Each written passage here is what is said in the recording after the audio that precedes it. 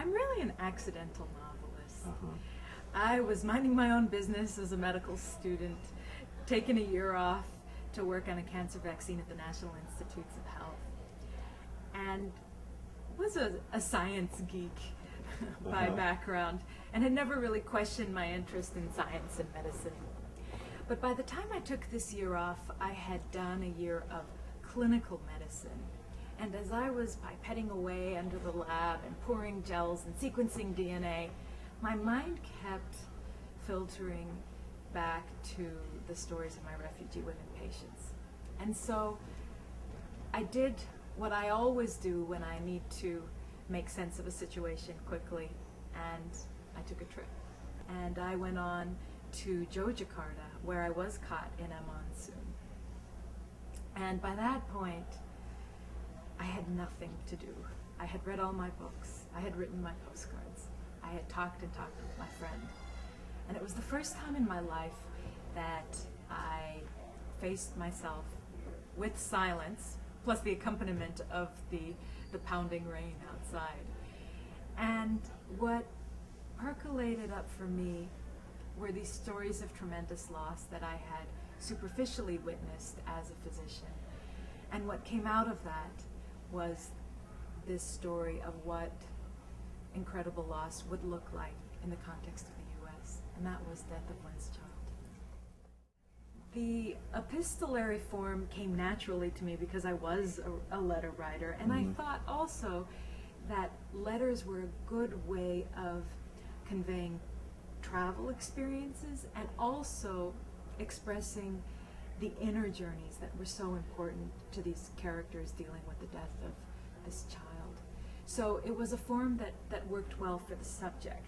Now, retrospectively, I've looked at other authors who've written in the epistolary form, and I was surprised to see that some of our most renowned authors, like Dostoevsky and Nabokov, Amos Oz, Beverly Cleary, A.S. Byatt, even Jane Austen, all have written epistolary novels, but very few of them do it a second time. And so this was, unless I'm mistaken, this was your first novel, or first attempt at a novel even, is that right? Absolutely. I'd taken one writing course. Wow. And I was an avid reader, but I never imagined myself to be a writer. Were you a letter writer? I was. Were you a journal writer also? I wasn't much of a journal writer.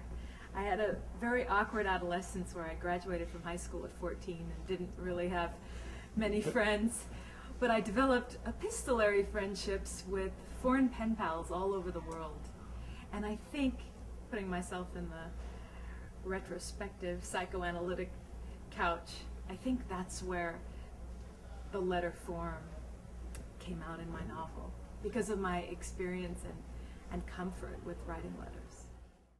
I tell people that trying to do art and sell your art, or write and sell your book, is such a different experience from medicine, where once you're in medical school, you do the things you're supposed to do. You progress in a logical fashion. The work you put in is reflected in your success. Not so with art, particularly not in this country. And so it was an incredibly humbling process to become a published novelist. It takes a lot of patience and perseverance and not being flattened by the rejections. Well, I was going to say, a lot of other people might have said, well, my first novel, 2 years of rejection, maybe I should put this one on the shelf and do another one, but that didn't occur to you? You know, I was determined to publish the book at some point, in some form, and there would be things that happened, world events, that made me even more determined that this was important. And one of those things was 9/11.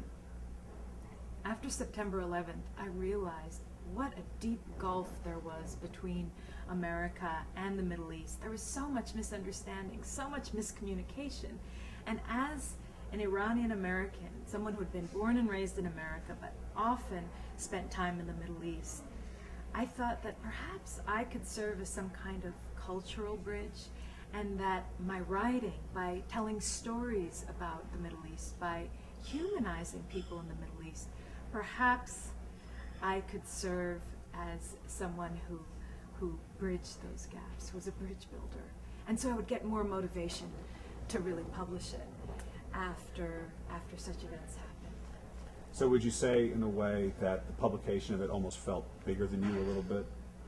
Yes. Bigger than your own ambition, I should say? Absolutely. When I first began writing the novel, it was a story that came out of me, a way that I was trying to make sense of the terrible grief that I saw before me in patients. And by the time the book was published, my writing had become a mechanism for expressing my political activism, for sharing stories from Iran and other places in the world that are not well understood in America. The advice I'd give to writers is not to give up, to keep writing, to read, to be very, very patient and persistent with the writing process, to know that most published authors have also faced many, many rejections. And ultimately, if you work long and hard enough, your book will be in print. That you don't have to wait for your book to be picked up by a major publisher. There are now many mechanisms of self-publishing. There are blogs, there are email missives. There's ways of sharing your writing that doesn't have to wait for the agent or that big editor.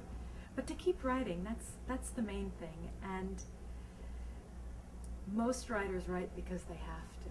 It's almost not a choice. And for me, it's a way of making sense of the world. Whether my work is published or not, I have to write.